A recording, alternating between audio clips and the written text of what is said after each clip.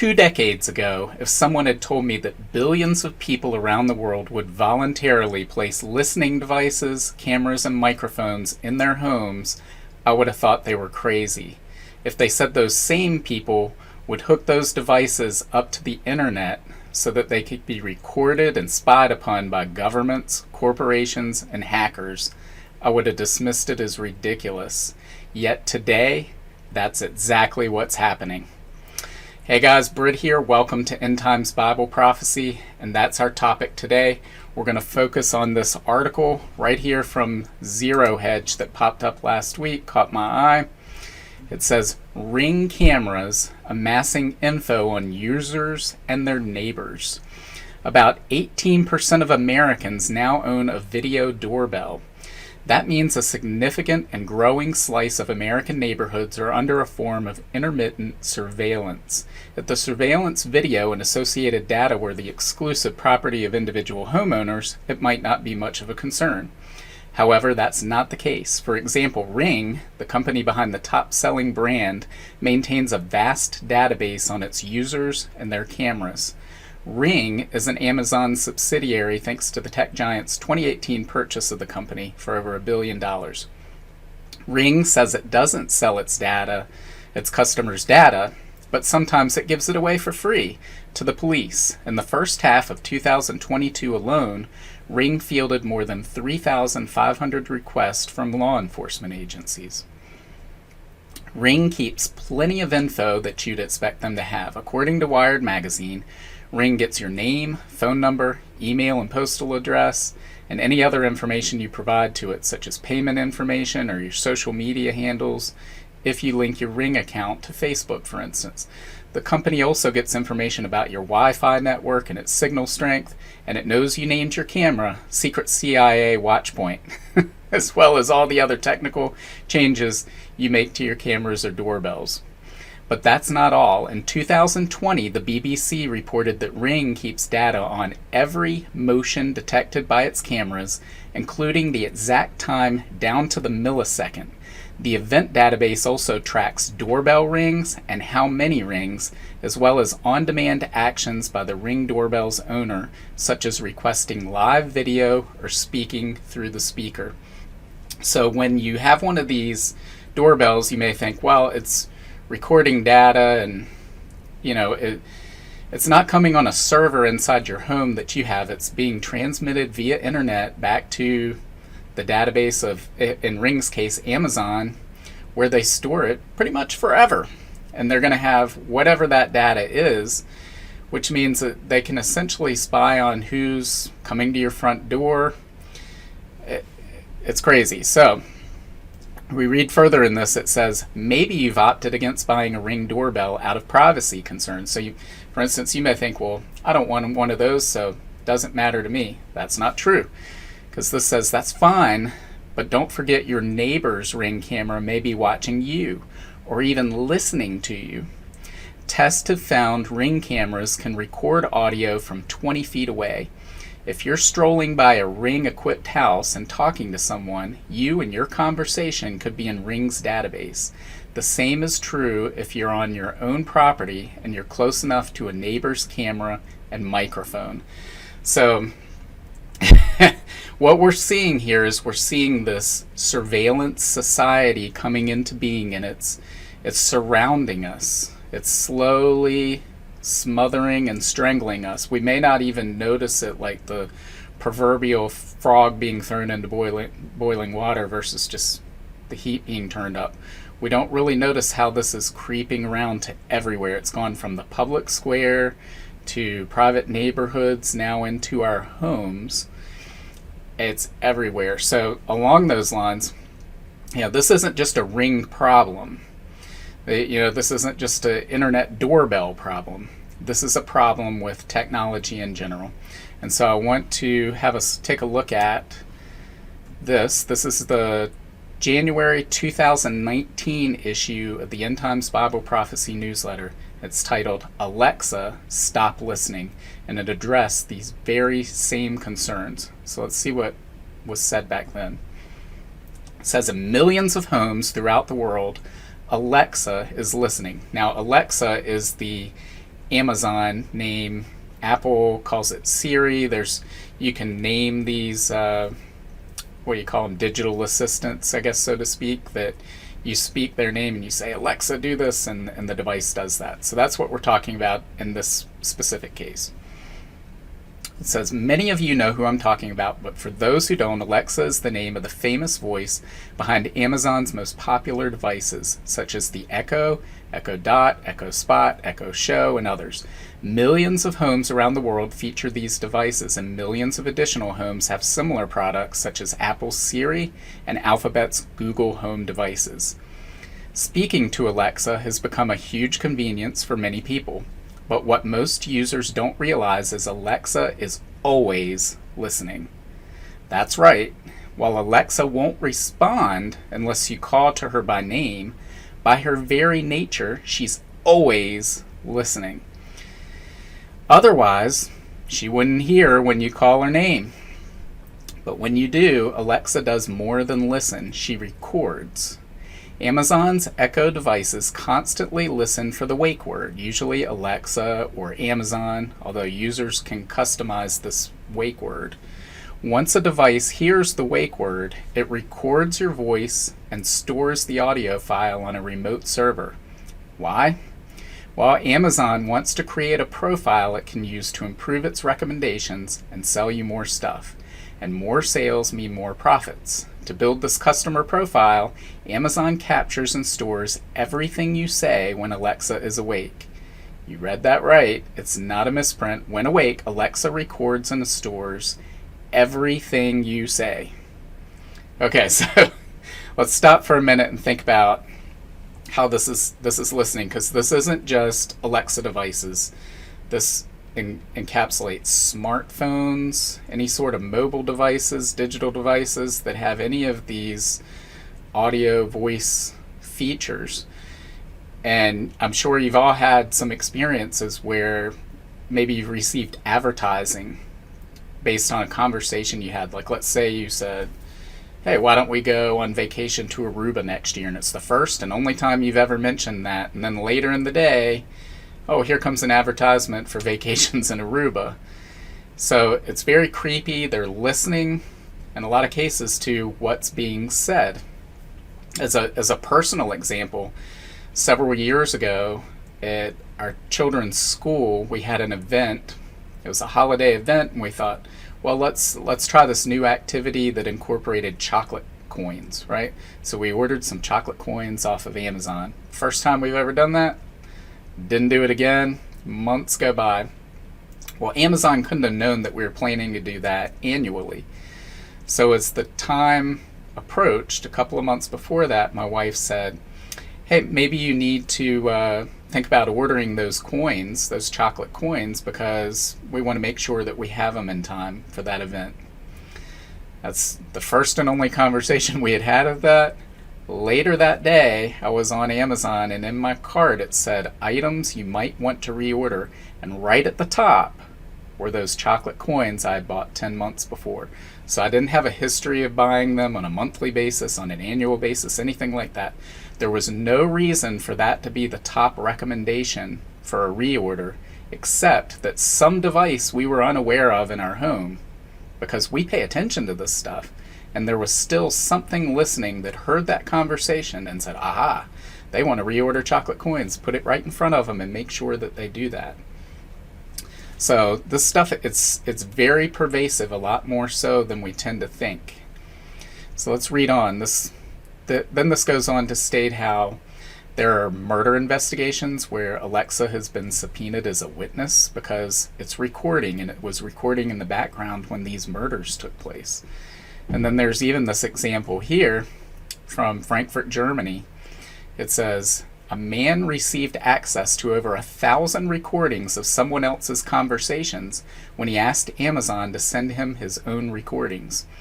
Amazon instead emailed him 1,700 audio files of someone else's conversations. When notified, Amazon deleted the files from the link, but they had already been downloaded. Amazon said it resolved the issue and promised to further optimize processes. To my knowledge, no other cases have been reported. So in all likelihood, this was a rare glitch.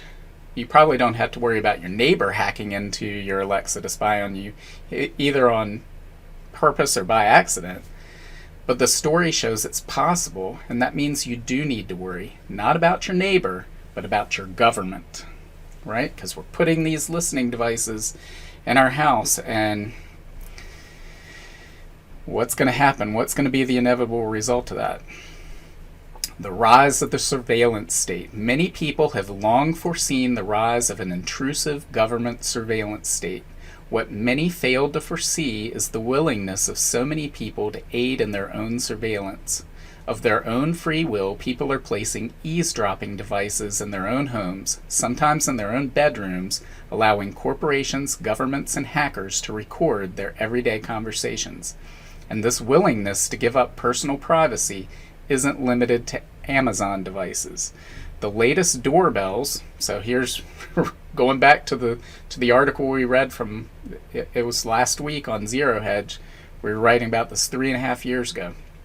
It says the latest doorbells record everyone who comes and goes from your house. Depending on their placement, they're capable of recording everyone who comes and goes from every house in the entire neighborhood. On Facebook, people upload personal pictures, location data, list of friends, and large amounts of other personal information. They might do it to share it with their friends, but corporations, governments, and hackers can see it as well. Even if you avoid Facebook, Alexa, Siri, and other such services and devices, you'll find it hard to escape their watchful eye. Other people can upload pictures of you to Facebook, and even if they don't tag or identify you, Facebook often will. Through its facial recognition technology, it automatically tags people. And we've had this happen with our own children. Somebody will take a picture of our kids at a family reunion and it tags them with our name. And none of this was done with our knowledge of it. It's crazy. And even if you don't have Alexa in your home, if you're in someone else's home or within earshot of an Alexa device, you're at risk of being listened to and recorded. Do you trust all this personal and private information in the hands of a large corporation? Maybe you do. But what about your government? And what about foreign governments who will find it more than easy to hack into these home devices? As technology advances, these devices will become smaller, cheaper, and far more powerful. Cameras and microphones will become ubiquitous, and ever-powerful forms of artificial intelligence will search those camera and audio feeds for patterns. A government in control of such a system will know everything you do and say. Now keep this in mind, governments like Nazi Germany and the Soviet Union that had a surveillance state put in place, they could only dream of the things that are available to governments now. You know, they had to send agents out into the field to compile a dossier that we freely give them on Facebook now. They know our name, our birthday, who we're married to, who all of our friends are. If that's connected to your smartphone, they can tell who you've been calling, who you've been texting, they can tell everything, where you bank, how much money you got in the bank, everything. They can find out everything, and this is easily hackable. We're giving that to them. And as technology continues to advance and artificial intelligence matures, and we see the introduction of molecular manufacturing, you're going to see a massive proliferation of these listening and spying devices. In the past, I've written about a concept called smart dust, right? Where they would create cameras and microphones so small, they're like dust, and they just proliferate all over the planet. They come in through your HVAC system, they're on the surface of your kitchen table, they stick to your clothes. They're everywhere, and they're constantly recording, listening, viewing with different camera angles, and all of that is fed back to artificial intelligence, which never goes to sleep, has massive processing power, and can go through all of those video and audio feeds looking for certain patterns that the government's told it to look for.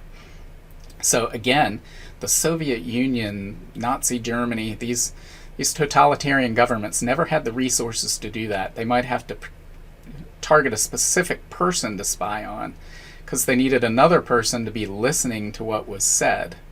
They couldn't just run a computer program that would go through and listen to what was said and call out the important points that they wanted. But governments today have that capability, so they can run through there. Imagine the capability that gives them to shut down dissent and protest as things happen, which leads ultimately to the global police state. As the world's corporations further develop these technologies, they set the table for a totalitarian global government. The Bible says such a government will appear in the last days. It will trample and devour the whole earth. No one will be able to oppose it, and it will have such total control over daily life, no one will be able to buy or sell anything without its permission. One man will rule this evil empire. He's known as the Antichrist, and Alexa is just the latest warning of his impending reign. So again, the Bible talks about the mark of the beast and the system where if you don't participate, if you aren't doing what the government wants you to do, then you get shut out of the system and you can't buy or sell. Now, 30 years ago, wrapping our minds around that was difficult because we would look around and think, well, even with all the technologies we had today, there's still black markets. There's still illegal dealings and certain things. You can go in a corner where nobody's looking and make a transaction. Those days are running out because we're seeing, no matter where you are, it used to be that a camera might be in a public place. So if you're in a public place, you were aware, I might be being recorded right now. Then it became anywhere outside of your home. You know? I mean, we've all seen these Dateline episodes where the police track a criminal from their home to the crime scene using cameras on people's homes, cameras on convenience stores and businesses, and you can see their car going from home all the way to the crime scene and back, because everywhere in public is being recorded now. And now that's moving inside the home as people voluntarily bring devices in. And soon it's going to get to a point where even if you want to keep those devices out and you make a conscious effort to not even bring electronic devices into your home, they're going to get in anyway. Right? The government is going to get in anyway. There will be nowhere to hide. You will be cut off from all buy-sell transactions permanently because they are going to know everything an individual does. They're going to create this smothering surveillance state, but it's all-encompassing. It encompasses financial transactions, the food you eat, your daily life in society, and they'll be able to cut you off. You know, we've seen some recent examples of this with certain things you were supposed to get in the last couple of years, especially over in Europe, where you couldn't enter businesses. In New York, you couldn't enter businesses, you couldn't enter restaurants unless you had what the government said you should have. We saw up in Canada where peaceful protesters came out in Ottawa and they had their bank accounts frozen. They had them shut down. So we're seeing how the government can shut you out of the system. And most people don't live on farms anymore, so they aren't self-reliant and growing their own food with their own source of water. They get those things from society. And if they're cut off from society, then they're destitute. They have nothing. And they just shrivel away and die. And so this surveillance state is going to lead to, it's setting the stage for this mark of the beast system. So we're going to see that in the years ahead. It's just one more reason to know that we are in the season of the Lord's return. Jesus is coming back soon. That's our great hope. That's the reason why, despite all of this dire news that comes across the headlines every day, we can smile and look up with joy and hope because we know Jesus is coming back. So guys, what do you think? Leave your comments below. Like and share this. And God willing, I'll see you tomorrow. Bye. If you want to learn more about the end times and Bible prophecy, make sure to sign up for my free monthly newsletter and get your copy of my free ebook, 7 Signs of the End Times. Just follow the link in the description to get your free book. Also, make sure to check out all of my books. Just look up Britt on Amazon, Barnes & Noble, Apple iBooks, Google Books, Kobo, or anywhere books are sold. Thanks for watching today, and until next time, keep your eyes fixed on Jesus, the author and perfecter of our faith.